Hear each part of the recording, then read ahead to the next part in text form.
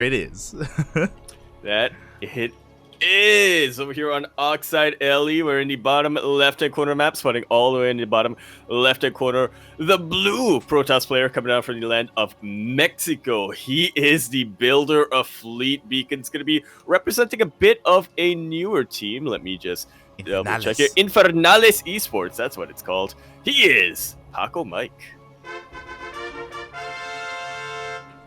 And spawning in the top right-hand corner of Oxide LE, we have the other Mexican player considered to be the best Zerg player in the entire Latin American region. For the longest time residing in Korea, currently returned to Mexico. Representing Team GP, it is Cham.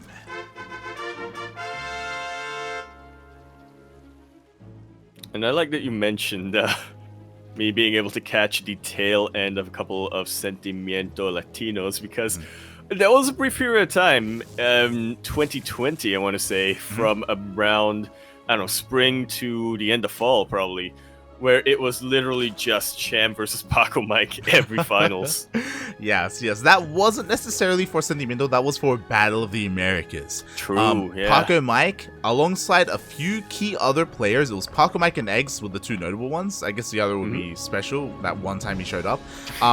Are the few Cham killers, because if you remember, Battle of the Americas was Cham's tournament. He won like 80 to 90% of them. Well, that was kind of a joke, wasn't it? Where it was like, Cham? No. He's El Campeón. Sí, El Campeón, mate. Exactly. He won so many of those weekly tournaments. He became notorious for doing so as well. And because of that, he was able to fund himself, go full-time pro. And now he reached the point where he got notability from some of these bigger teams. He got on a larger salary, and he got paid to go to Korea. I was insane. Now he's on a Korean team. Yeah. Probably one of the strongest members of Team GP as well. That he is. I'm sure he's going to be representing. representing. Most consistent, yeah. Yeah, the most consistent. He's going to be representing his team well in the World Team League. So yeah, Cham is a terrifying player. Meanwhile, on the other side of the ring, we have the best Protoss player in all of Latino America. Yeah, we talk a lot about how But Always is one of those few Protoss players who was really dedicated to SkyToss before the big changes to Void Rays and whatnot. Pacomike may have even predated But Always. Yeah, 100%. I remember before the Void Ray buff, he was going to a 2-base or two base carrier. It was insane. It was on I want to say, was it Ice and Chrome? No, there was another map before Ice and Chrome. That he would do it on quite often. Not Overgrowth. No. It was a dark map. It had speed zones on it. It was a dark map. There were speed zones on it. Yeah. Why it's not coming to me? It was made by Maras. That's as far as I can remember. So. It was the season before Ice and Chrome, I do recall. But it's slipping our mind at the moment. Could be Nightshade. I can't quite remember. No, I think it was before that. No, I don't think it was Nightshade. It was because it had dark tiles, but it was a bright map. It looked like Lightshade, but not. But not Nightshade. Chat probably knows what I'm talking about. Yeah. But yeah, I mean, that is something that he did coin, and it is something that he loves to go for even nowadays. Speaking of SkyToss, of course, he does open up with a Stargate, going for his second Void Ray, and we'll see if... Oh, no, he doesn't commit. Oh, you gotta appreciate that. Go for a big bamboozle, and we'll see if he's able to catch Cham off guard. Yeah, exactly. That's the big question here. Is Cham, he was able to scout the Stargate, but again, he doesn't know much else. He doesn't know whether or not there is more behind this, as, oh my god, a Robo gets thrown down, as well as another gate. And another. Massive switch of the gateway focus. That we do, and at the moment it is hidden here from Cham. Meanwhile, the Void Rays are being pesky annoyances here across the map, trying to do whatever damage they can, pick up a couple of Overlords. Speaking of, look at how neat these Overlords are lined up. Oh my god. Oh, yeah. Thankfully, Protoss doesn't really have any area rebuild. I guess Tempest, but do these? Just imagine if there was an Air Hellion. Did these Overlords do something wrong? They're lined up for a mugshot. They're up against the wall. Trying to find a suspect. As 6 more gateways finish up for Pacomike. My mind's Tell me why.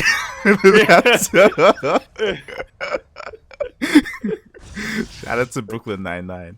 Poor Everlords.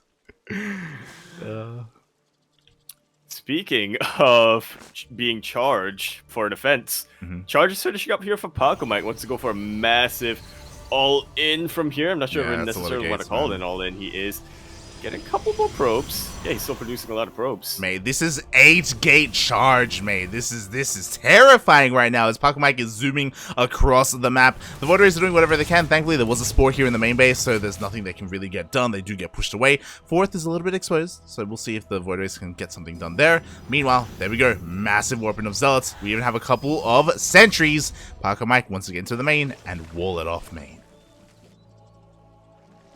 We're gonna try with his sentries. There are a lot of queens in position. No. Oh god, oh god. Distract them. The Voiders have to distract them. Ooh.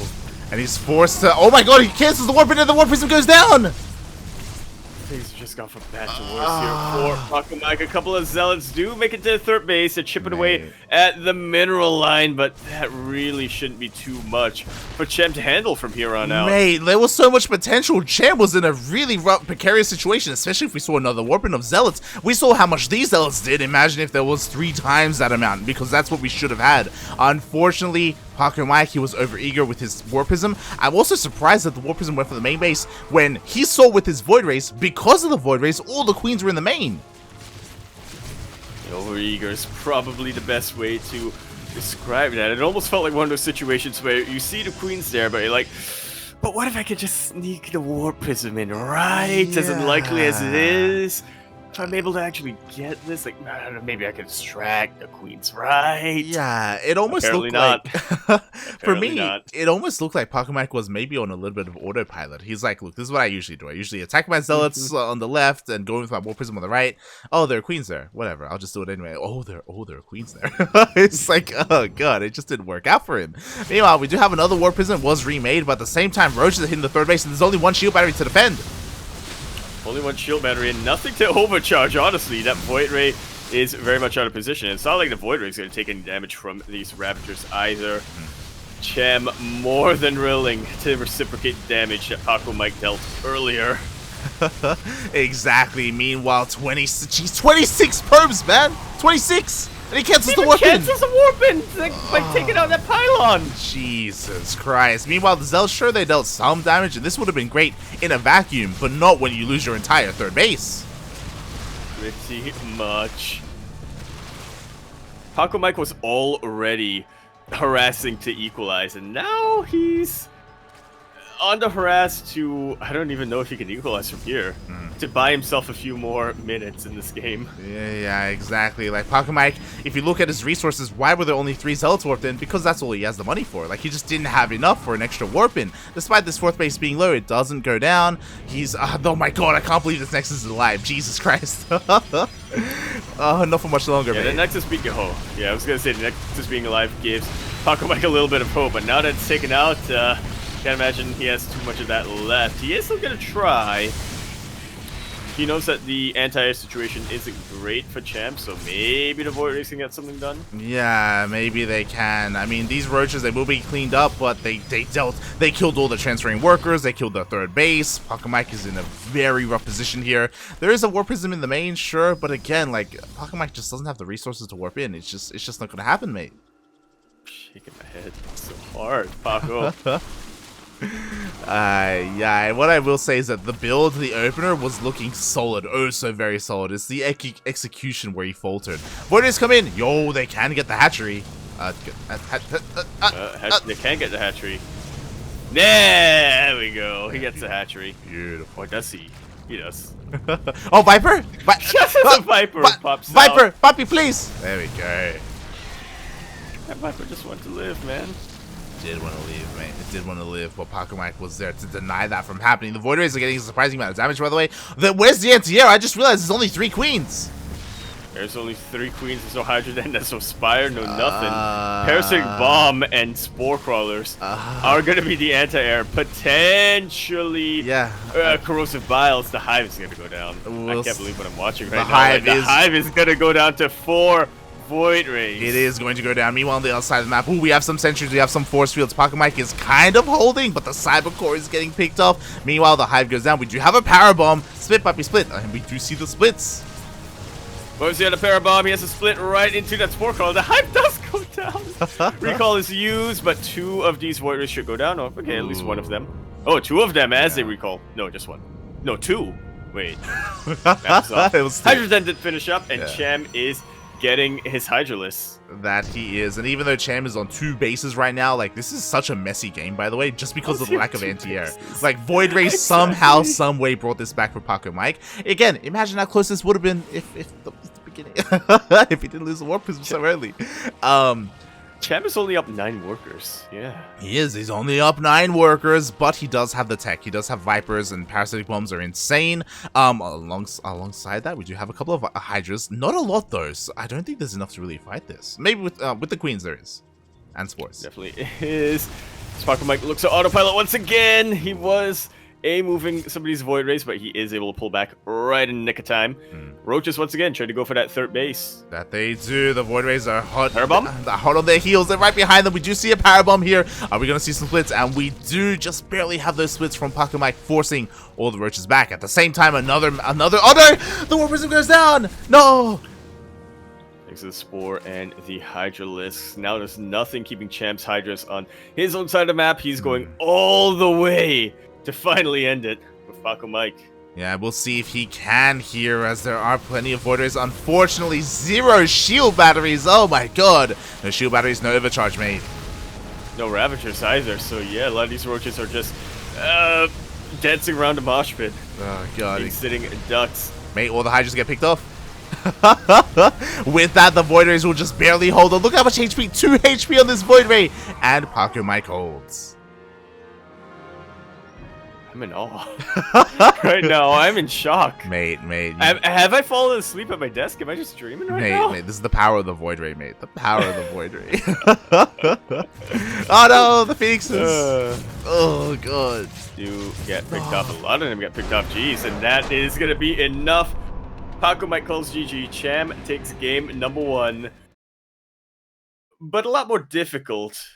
But with a lot more difficulty than perhaps he needed. Yeah, again. There were, I feel like there were some mistakes from both sides, but in the end, Cham was able to recover from his. Pacomike, not so much. Exactly.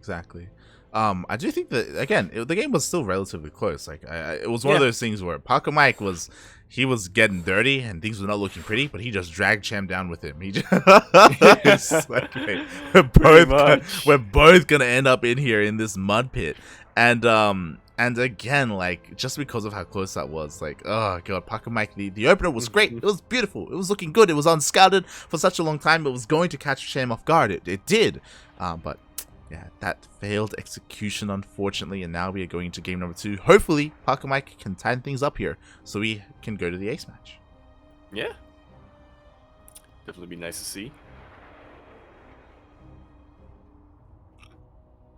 Meanwhile, I want to see the chat's reaction to this. But...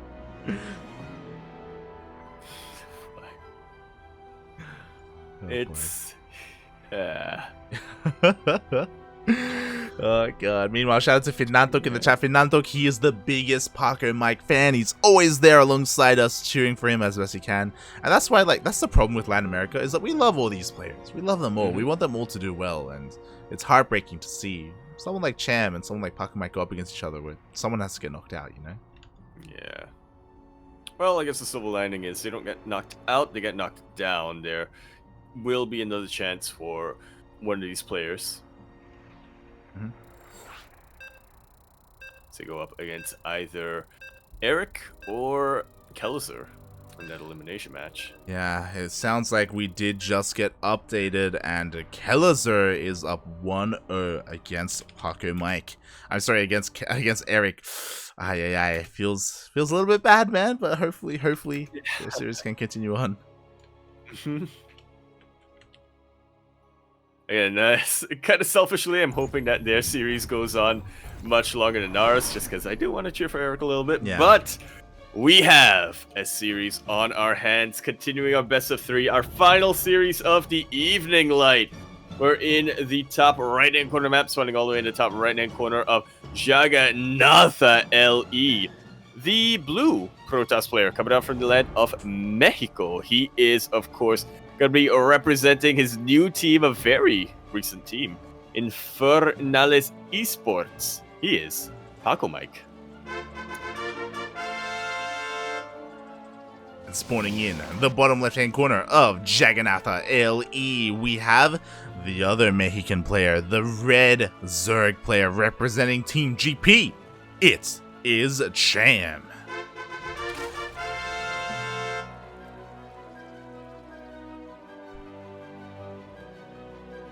Oh boy. Oh boy, indeed. And just touching on what you just said, yes, you are correct. Infernales Esports is a very new team, a couple of months old, and they were able to pick up a couple of those Latin American players. The most notable being Eggs, Eon, and Pacomike. Who's now here in DreamHack, yeah. Really proving themselves there. Exactly. Very solid pickup there by Infernales. Again, Pacomike is one of the best Protoss, or he is the best Protoss player in Latin America, so he is deserving to be on a team that supports him. For the longest time, he was one of the Alpha X boys, but now he's repping Infernales. It is that little golem. Is that what it is? I got no idea. It looks like someone wearing, maybe like a golem wearing what's the visor when you like weld? What is that? The welding visor. Sure. Yeah, like something like that on his face, or maybe those are meant to be eyebrows. I don't know. That's what I thought. Yeah. Yeah, maybe. Eyebrows up there. Kind of looks like the Thing from Fantastic Four. True. No, true. Yeah. I was looking at it the wrong way. No, yeah, that's 100% what it is. Yeah. Even Cham is like, come on. It's a golem. Oh god, as we do see a bit of a we were distracted by the logo. That there was probably some kind of interaction here that we missed. Just a little bit of a thief, probe thief. Oh god. But yeah, meanwhile, Pacomike continues to do Pacomike things. Yeah, exactly. He is going for another Stargate opener. It is what we would expect here from El Paquito. But is he here on Jagannatha going to go double Stargate Void Ring?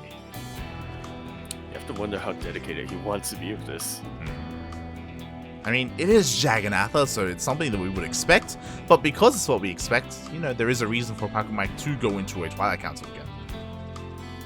True, and there's definitely a lot of opportunity on Jagannatha for a very multi-pronged gateway style. Was it today? No, we did see that, didn't we? We saw T-Bull do something similar against Risky, didn't we? Jagannatha. We did. We also saw, if you remember, But Always try and go into Fleet Beacon and Tempest on this map as well. Yeah, it definitely didn't work. So we have one for Twilight Council. We have one against Fleet Beacon. You do the math, Pacomike. You do the math as Pacomike goes straight into a third base. I imagine he's going to be throwing down the second Stargate from here as he does pump out his first Void Ray. And yeah, Cham, he's just, you know, protecting all his corners. He wasn't able to really, he was able to see the Stargate, so we do have Spores already in position here in case it was an Oracle opening. But it is going to be the standard Void Ray.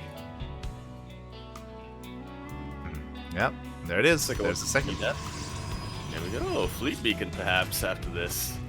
Oh, yeah, we could see the Pacomike special. We could see the fast carriers coming out from him, or something a little bit more sensible in these Void Rays. We shall see, as Pacomike is looking to try and slow this down a little bit. There we go, +1 air attacks is on the way as well. We'll see if he commits to the more Turtle Skyto style and gets a Forge. Well, he does have a shield battery by his natural base. These links might be able to break through. Not if that quick warping has anything to say about that. Nicely done there by Pacomike. He does kind of solidify his defenses here at his natural base. We do see Cham sneaking in with an Overlord. Despite there being a bunch of Void Rays out on the map, he does get in. Will he be able to see the second Stargate? It looks like he may just barely needs one more second, and he does spot it. Right at the last second. He sees a Void Ray in production there. He does. That he does, and now we know what that means. Pacomike, he's focusing on his creep threat. He's making more queens, roaches, ravagers are going to be on the way once the roach warren finishes. And oh, he goes for an infestation pit. Yeah, I saw that lair finish up, and I thought for sure it was going to be a Hydra then, right? No, infestation pit coming out. All right. What are we feeling? Infestors, swarm hosts, we got options, and I'm a little bit afraid. I'm afraid because I feel like a Queen or a Ravager push would have worked well because there's no Forge, so that means there's no cannons. So this third base is honestly pretty vulnerable, is what I should say. Especially, and on top of that, Pacomike, he's being greedy and going straight into a Fleet Beacon. But because Cham went for an Infestation Pit, like, any kind of push is going to be delayed. Yeah, he's kind of saying, you know what, Pacomike, I'll meet you in the late game. If this is how you want to play. Galari Constitution starts being researched after the Infestation Pit finishes up. Double Eva Chamber for double upgrades as well. With this Eva Chamber, I am really curious to see what he decides to go for. There are a couple of different routes, right? You could go straight into that Hive to get Vipers, or you can start working on Pathogen Glands for Infestors. Yeah, we're just going to be keeping our eyes on that production tab for now. Pacomike doesn't want to ignore his ground army. He knows that eventually Cham will be able to get a healthy amount of Hydralists out, for instance. So he does want to make sure every unit's to deal with that. Looks like Cham is just going for a quick Hive, and Pacomike's getting in position to deal with that.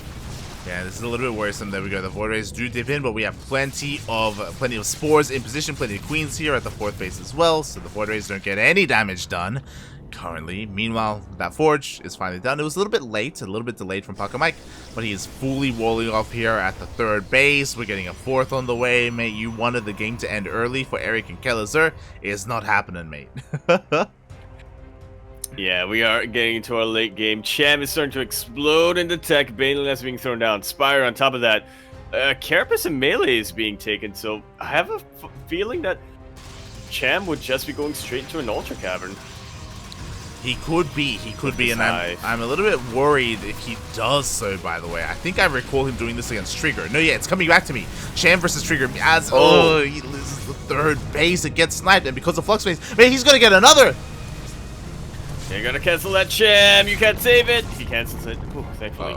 Trying to get it again. The Void Rays are in position to try to deal with that once more, but forces a recall after these roaches clean up that fourth base. Mate, that was a kill, not a cancel. The Force did go down. He finds a way in. There's no shield battery. Go in, puppy. Go in. Cham! Doesn't want to go in just yet. Okay.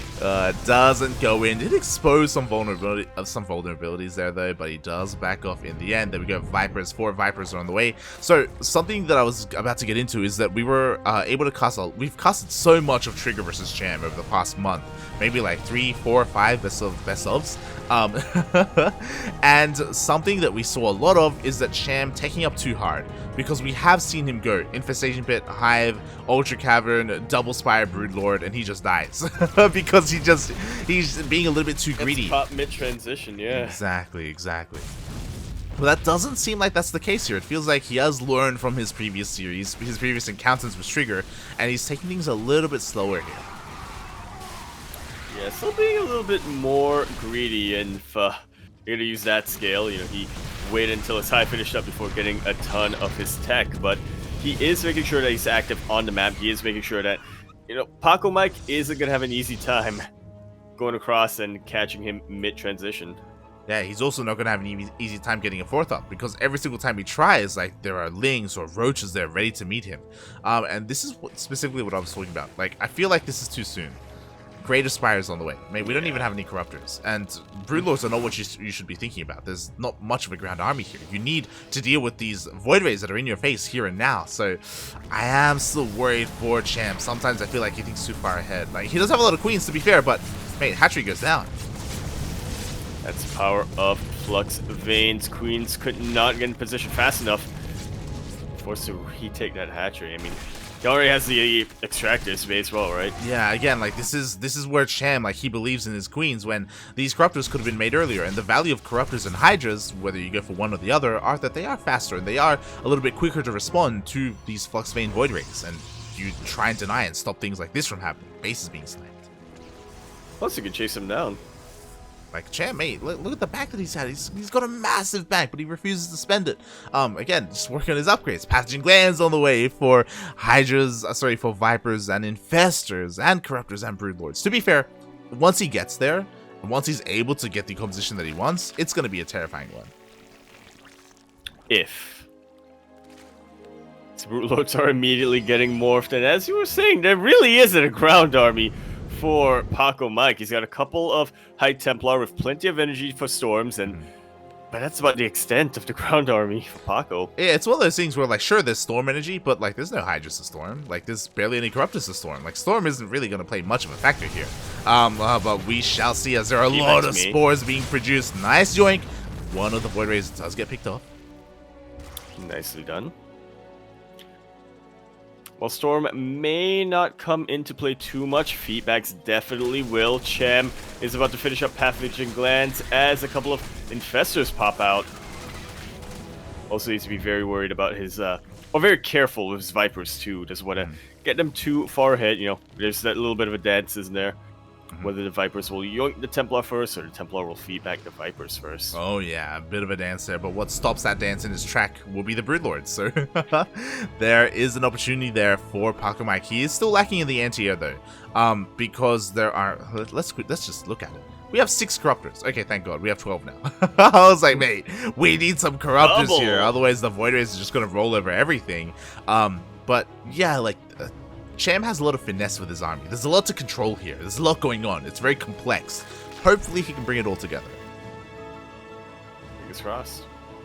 Fingers crossed. It has been given a lot of time throughout this game, just rounding up his tech options, researching Baneling speed, getting an Ultra Cavern. And that's by for the upgrades. Cham, it's been so passive this game. Yeah, he just wants to, it's almost like he wants 100% Zerg. Get every building, every upgrade, every unit. The problem with this style is that, to be fair, he was very adamant at denying the 4th base, but after a while, the 4th base is up and running, 5th base is now up and running, there's plenty of static defense. Like, Pacomike, he's accruing this massive bank, and it does feel like, at least the first engagement, it's gonna go Pacomike's way. I don't know if, like, we were talking earlier in the previous series how Ryu is refining his army, getting rid of Roaches and Ravagers and Queens. I feel like we may have too many Queens here. I don't know. Well, Transfuse is pretty good, but yeah, there's definitely a diminishing return when it comes to the amount of Queens you've got. Plus, it's just really hard to control 3 spellcasters at a time. Exactly. Like, do the benefits of Queens outweigh the fact that your Vipers and Infestor, your control is going to suffer as a result to try and get your Transfuses off? Some players say it is, to be fair. It's the most defensive unit. The High Templar get taken out by Lings of all units. Yeah, 3 High Templar go down for free, essentially. This thing run by will be able to deny the base towards the top left. At the same time, we have a Zealot run by, but there's plenty of static defense to deal with this. Yeah, that's how rich Cham has been throughout this game. How rich Pacomike is going to be, too. Exactly. Meanwhile, Pacomike, he's clearing up a lot of this creep. I think it's something that we're lacking a little bit. Oh my god, as we see a massive warp in the main base. It finally works out!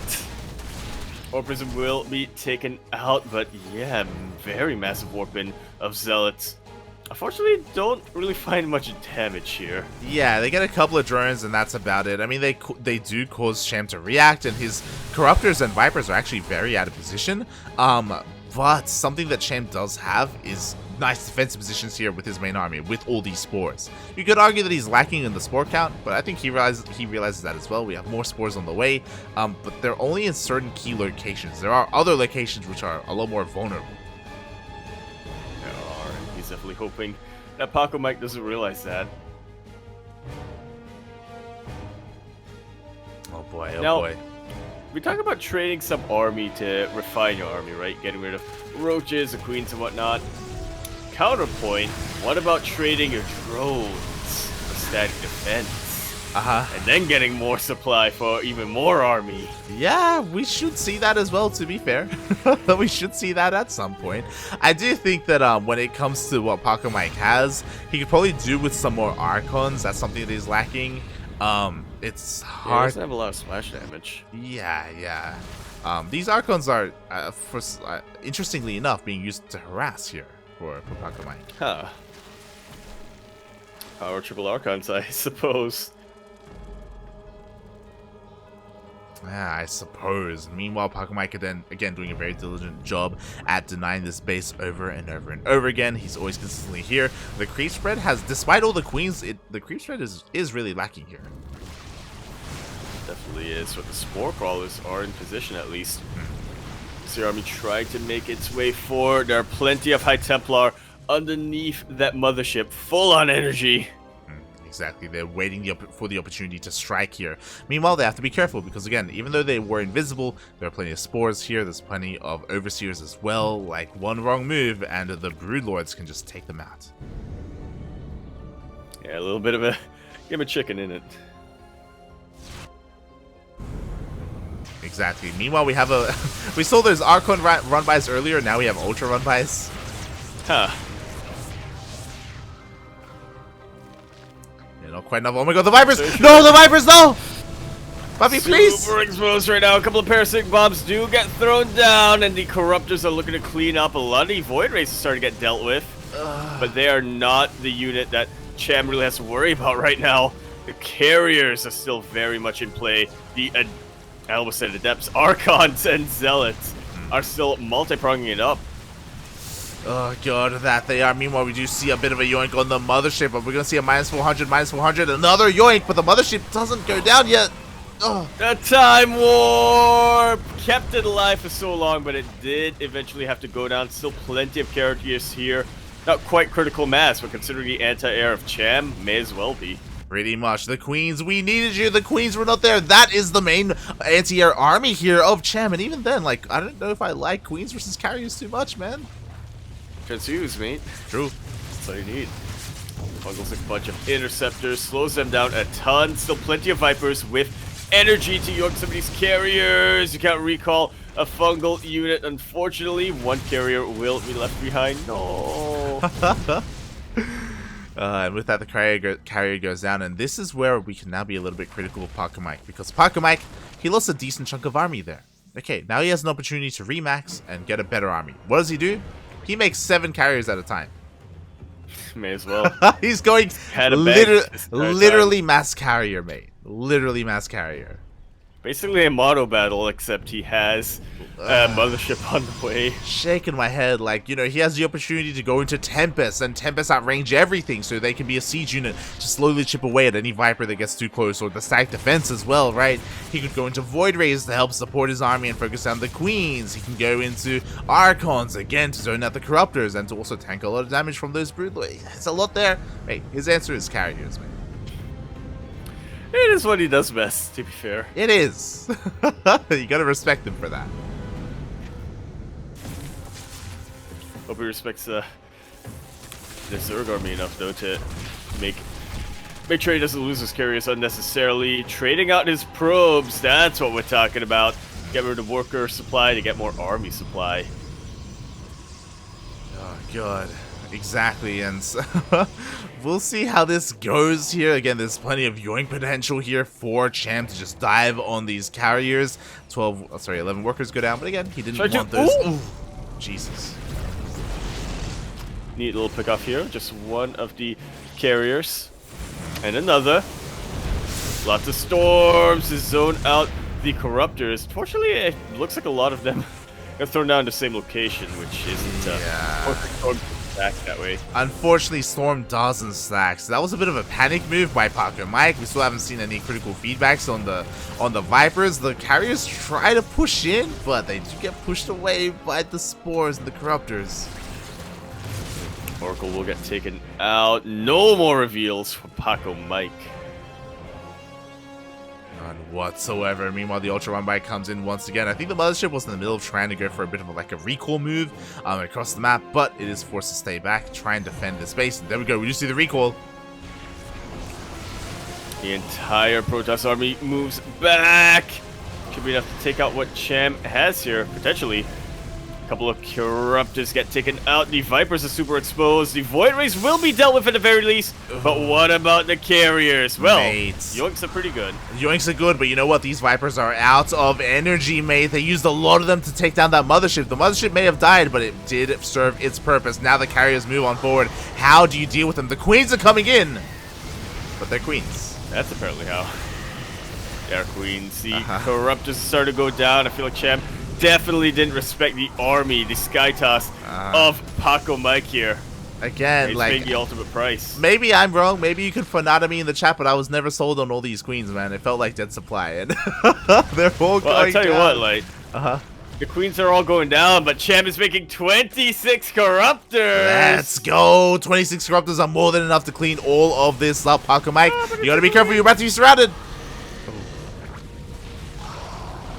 Cham really does need to regroup. A lot of Corruptors are getting taken out as they move to position. No, they are. They're being trickled out one at a time. Meanwhile, the Broodlords are going for a big counterattack because they have to do something here. Meanwhile, massive amount of DTs get warped into the Archons. The Ultras get taken out. I never thought I'd live to see today where Ultras go for run-bys and get taken out by defensive DTs. Are you sure I didn't just fall asleep at my desk and I'm dreaming this series? It's possible, mate. It's possible. And unfortunately, even though we had 26 Corruptors, we had 0 Vipers. There are no Vipers here whatsoever. The Corruptors may be enough here to one-shot all these Carriers, and they do one after the other. The Carriers are all being taken down. Every time a Carrier gets taken out, about 1/10 of the damage does as well. The Broodlords are starting to gain ground. Cham spent basically his entire mineral bank, but now it looks like he's finally able to make use of it. That he was, as the Broodlords do take out the base. They're not just done with one, they want a second as well. Pacomike, unfortunately, just doesn't have enough army to respond to everything. Meanwhile, Ultra Cavern gets taken out. The upgrades are denied. DT's going ham here in the main base. Jeez, Overseer now in position to provide detection for the DTs. There's just not enough army to deal with them. The only anti-ground unit that Cham has, aside from the Lings, are these Broodlords. They're going to take way too long to make it back home. And we've reached a very scary moment here, where Cham has lost a lot of bases. He only has one base left for mining, and oh my god, for how much longer? Cham doesn't have a bank anymore. He just used up all his minerals. Yeah, he needs to win from here, otherwise he won't be able to win. The Void Rays are all starting to go down. A couple of Broodlords still alive. 5 of them to be exact, and they are dealing a lot of damage to the production of Pacomike, to the bases of Pacomike. Workers are going down left and right. The ground army of Paco is being dealt with by Cham's Ultralists. It is, mate, and this is what I'm worried about, because Pacomike just keeps making Carriers, and there's still plenty of Corruptors. Carriers are not the answer right now. This one is about to get picked off. Oh, actually, Cham just saved his life. Cham keeping that Carrier alive. Because if it did pop out, mate, it was dead, mate. It was over.